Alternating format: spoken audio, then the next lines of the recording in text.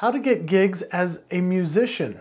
By the end of this video, I'm going to give you at least 10 new tools you can use to get more opportunities as a musician. I'm Jason Hewlett, keynote speaker, Hall of Fame speaker, and award-winning entertainer.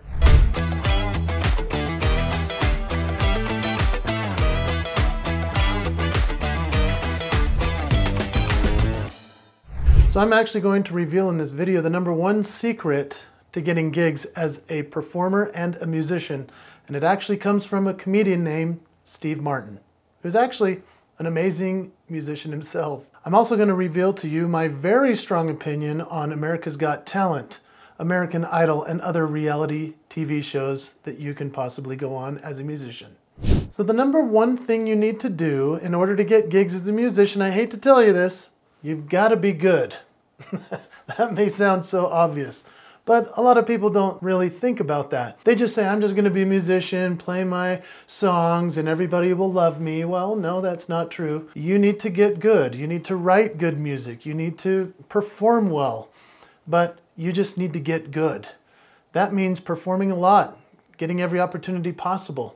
And my man, Steve Martin. Maybe you're too young to remember Steve Martin. When I was a kid, he was a comedian and then an actor, and now he is a Grammy-winning musician. He has quite the career, but he had a famous quote that says, "Be so good they can't ignore you." That's the truth. If you're so good, you will get gigs as a musician. So the #2 secret to getting gigs as a musician is that if you are good, you will get more gigs because others will talk about you. They will start sharing your music. They'll share your videos.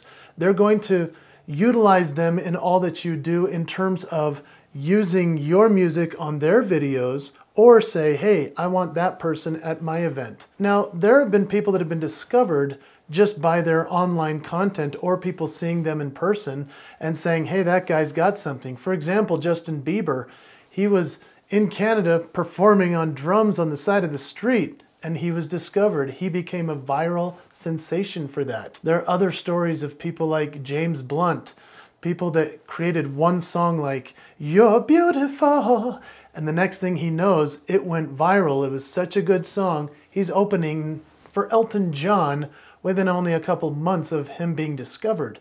That's not normal, but those people are great at what they do. One of my other favorite examples is Eminem. Now, Eminem is a white rapper.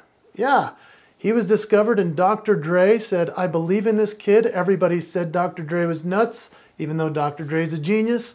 And Eminem then became tutored and mentored by the great Dr. Dre. Eminem became one of the greatest stars in the history of music because he was so good, he couldn't be ignored. So #3, you need to perform anytime, anywhere, any chance you get. And I've told musicians this for years, you need to just carry your guitar around or sit down at every piano you have an opportunity to play. I had a neighbor, her name was Hannah, very talented young woman, beautiful too. And she started performing when she was in high school. She would actually tell them, I want to perform at the assembly, and they would say, what are you going to do? She'd say, I want to perform my songs. So she created opportunities for herself by knowing they needed music at the assembly at school. I'm very impressed with somebody like that. And so then she also did this for church, community, anywhere she possibly could, she performed. She eventually cut an album, created her career, and it's a fascinating thing to watch somebody who says, I'm going to go out there and get it. I'm going to perform anytime, anywhere. #4 is to do all the gigs you feel are beneath you until you don't have to do them anymore. For example, maybe you feel like you don't want to perform at a wedding. Let's just say, for some people that's the top, and they want to be a wedding performer. Other people say, wedding is beneath me. I recommend you perform at every wedding you possibly can until you're so awesome at it that you can then move to the next level of whatever you think needs to be. Or possibly you're a piano player at an airport or at a mall or at a department store. There are piano players in hotels.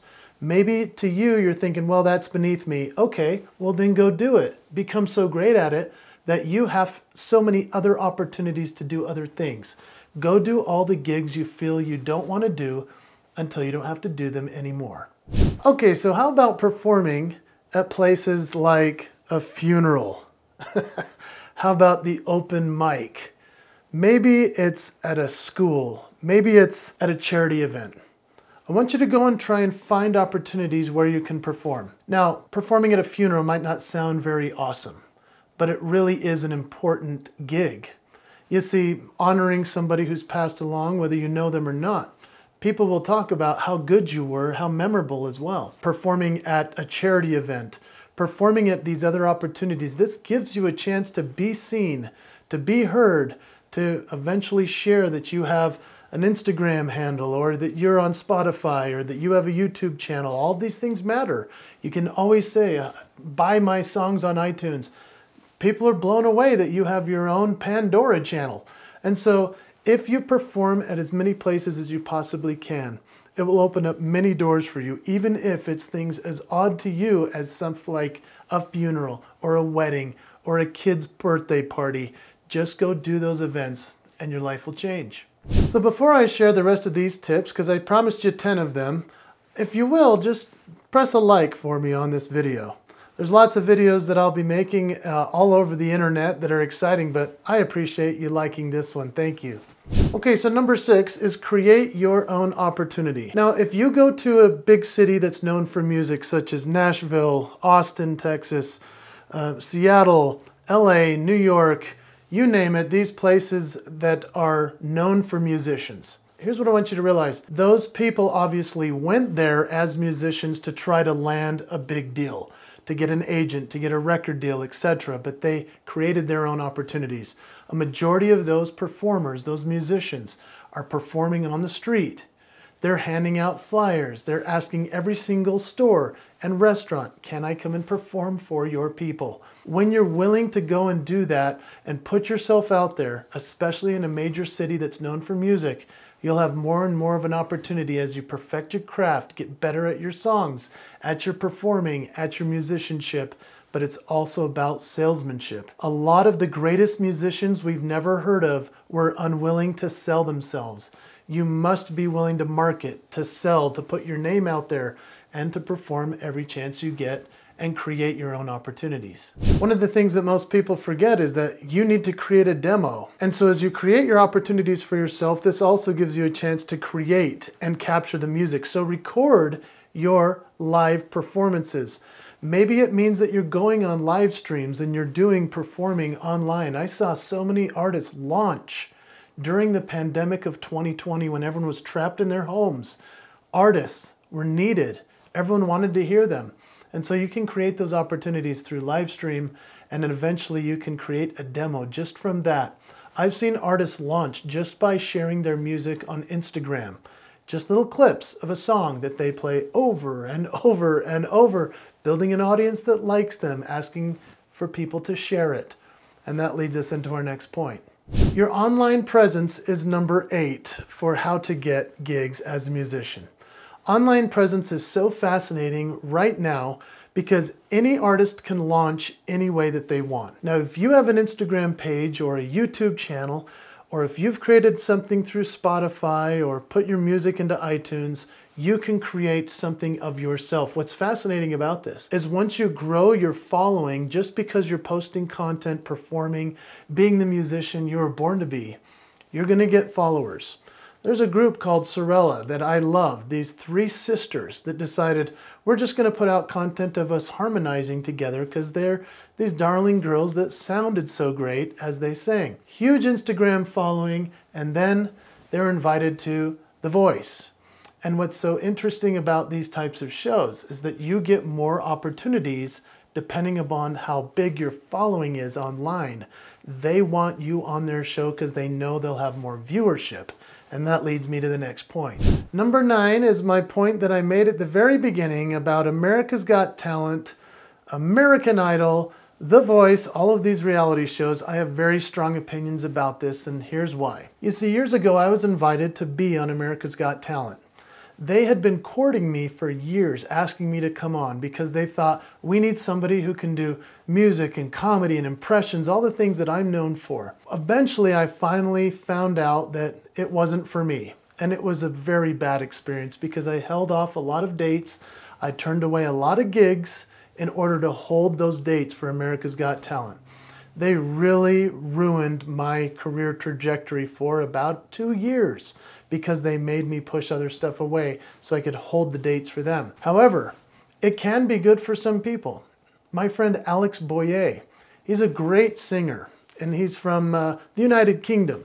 And when Alex went on America's Got Talent, he killed it, just like he always does in every performance as a great musician. He's performing, he's singing, they loved him, he got voted through, and then the next time they slammed him. It didn't matter though. Alex's career continues to take off.